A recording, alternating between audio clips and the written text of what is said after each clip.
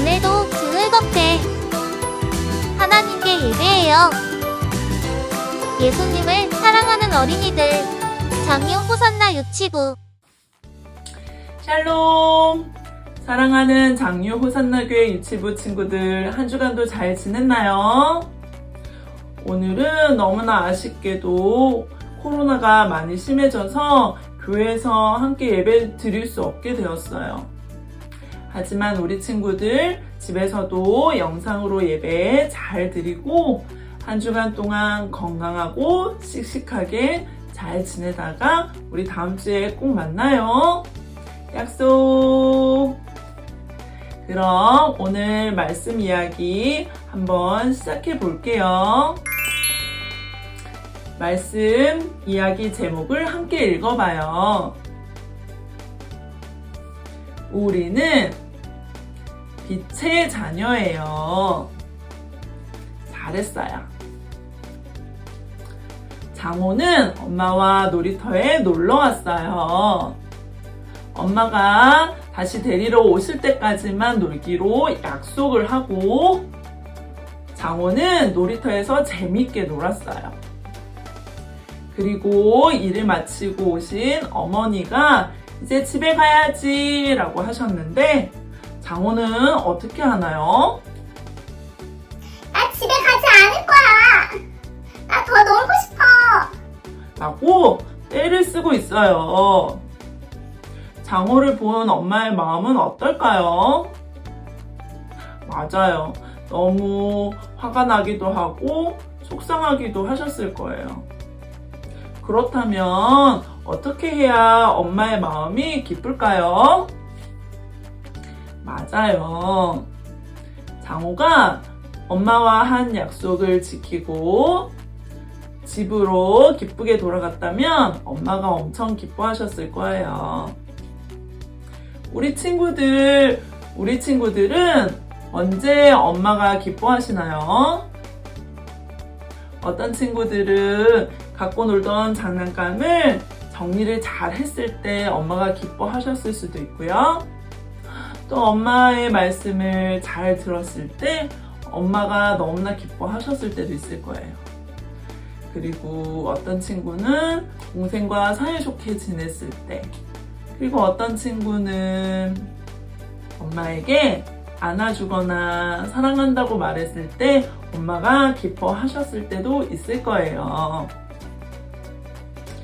그렇다면 하나님은 우리가 어떤 모습으로 살아갈 때 기뻐하실까요?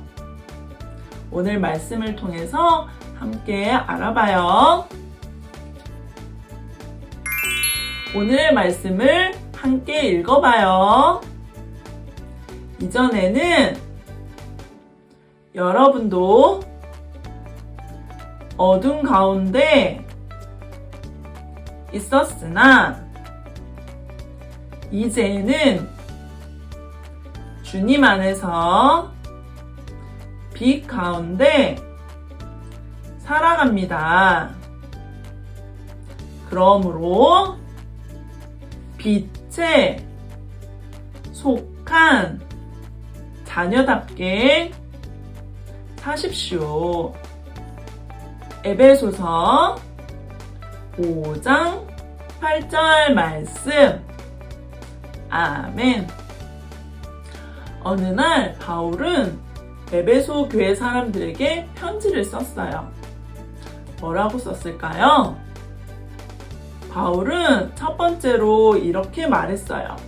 어둠 속에 사는 사람들처럼 살지 마세요. 어둠 속에서 살면 어떨까요? 한번 상상을 해보세요. 캄캄한 어둠 속에 나 혼자 있어요. 어떨까요?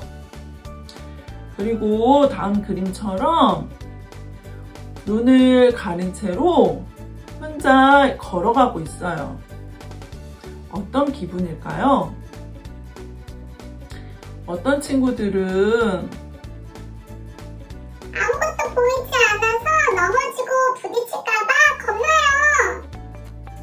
이런 친구도 있을 거고, 어떤 친구들은 너무 무섭고 두려워요. 이런 친구도 있을 거예요. 어둠 속에 사는 사람들은 예수님을 믿지 않고 죄를 지으며 사는 사람을 말해요. 이들은 욕심부리고 거짓말하고 다른 사람들을 괴롭히고 이런 모습으로 사는 사람들을 말해요.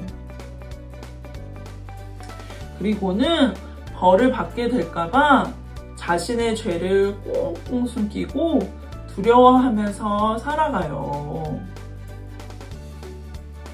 어둠 속에 살지 말라고 하는 것은 죄를 지으며 살지 말라고 하는 것을 뜻해요. 자, 그럼 바울 선생님이 다음에는 또 어떤 얘기를 했는지 한번 들어볼까요? 빛 가운데 사세요. 여러분, 빛이 있다면 어떨 것 같나요? 환한 곳에 혼자 있다고 생각을 해보세요. 그리고 눈을 가렸던 것을 벗겨내보세요. 그때 기분이 어떨까요? 어떤 친구들은 잘 보이니까 무섭지 않아요. 그리고 또 어떤 친구들은 환하고 따뜻해서 좋아요.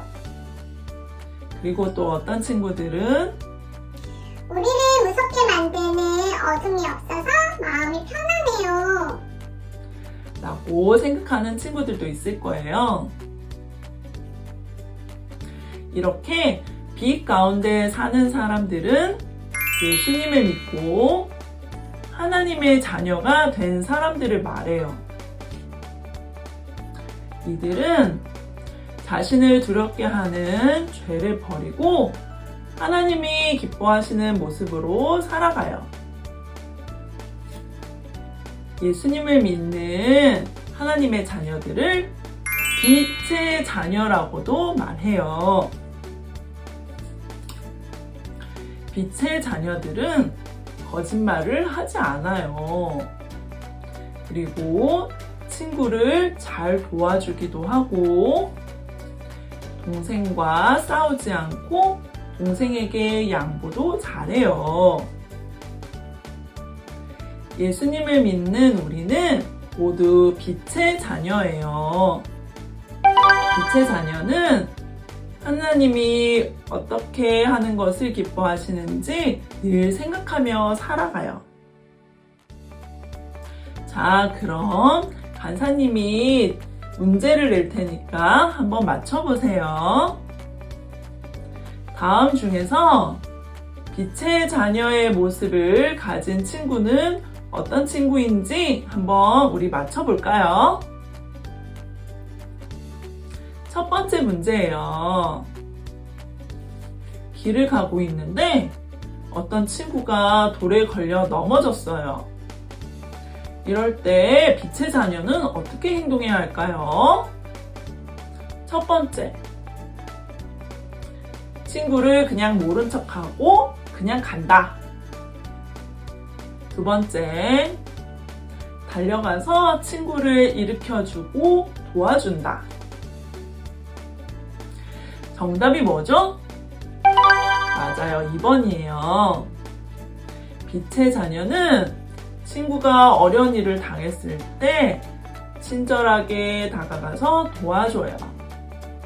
왜냐하면 하나님께서는 친구를 도와주고 어려운 사람을 도와주는 것을 기뻐하시기 때문이에요. 자, 다음 문제도 함께 맞춰볼까요? 실수로 컵을 깨뜨렸어요.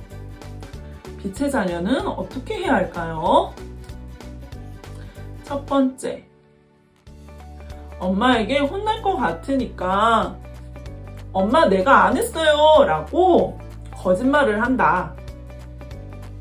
두 번째, 엄마 이거 제가 실수로 깨뜨렸어요. 너무 죄송해요 라고 솔직하게 말한다. 자, 정답이 뭐죠? 맞아요. 빛의 자녀는 거짓말을 하지 않고 솔직하게 말해요.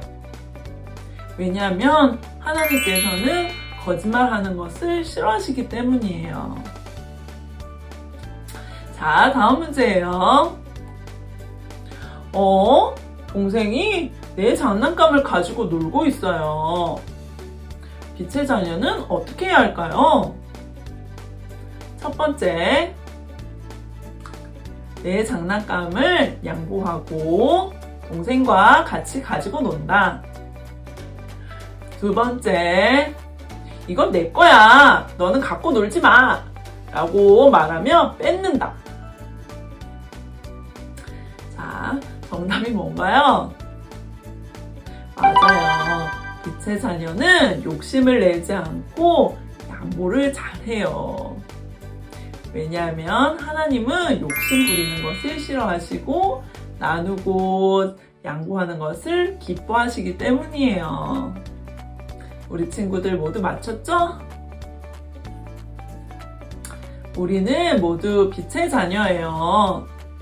하나님은 우리가 빛의 자녀답게 하나님이 기뻐하시는 모습으로 살려고 노력하는 모습을 보시고 아주 기뻐하실 거예요. 또한 많은 사람들도 빛의 자녀로 사는 우리의 모습을 보고 하나님의 자녀로 사는 것이 얼마나 좋은 것인지 알게 될 거예요. 와, 저 친구는 혼날까봐 무서운데도 거짓말을 하지 않네. 와, 저 친구는 혼자 가지고 놀고 싶을 텐데 동생한테 양보도 잘하네. 와, 저 친구는 친구와 싸우지도 않고 사이좋게 잘 지낸다. 와, 저 친구는 부모님께 떼쓰지 않고 부모님 말씀을 정말 잘 듣네. 이렇게 우리가 빛의 자녀의 모습으로 살아갈 때 많은 사람들이 이것을 보면서 빛의 자녀로 사는 것이 얼마나 좋은 곳인지 알게 될 거예요. 우리 친구들 빛의 자녀답게 살아갈 수 있나요? 맞아요. 우리 친구들은 너무 잘할 수 있을 거예요. 그리고 지금도 잘하고 있어요. 자, 이것을 기억하면서 우리 함께 외쳐볼까요? 하나님을 기쁘시게 하는 빛의 자녀답게 살아요. 잘했어요. 한 주간도 빛의 자녀답게 하나님이 기뻐하시는 모습으로 살아가는 우리 친구들이 되길 바래요. 화이팅! 그럼 같이 기도할게요. 사랑의 하나님, 감사해요. 우리를 하나님의 빛의 자녀로 삼아주셔서 감사해요. 빛의 자녀답게 하나님이 기뻐하시는 모습으로 한 주간 살아갈 수 있도록 도와주세요. 예수님의 이름으로 기도합니다. 아멘. 우리 친구들 한 주간 동안 빛의 자녀답게 하나님이 기뻐하시는 모습으로 살고 건강하게 잘 지내다가 다음 주에 만나요. 안녕. 사랑해요.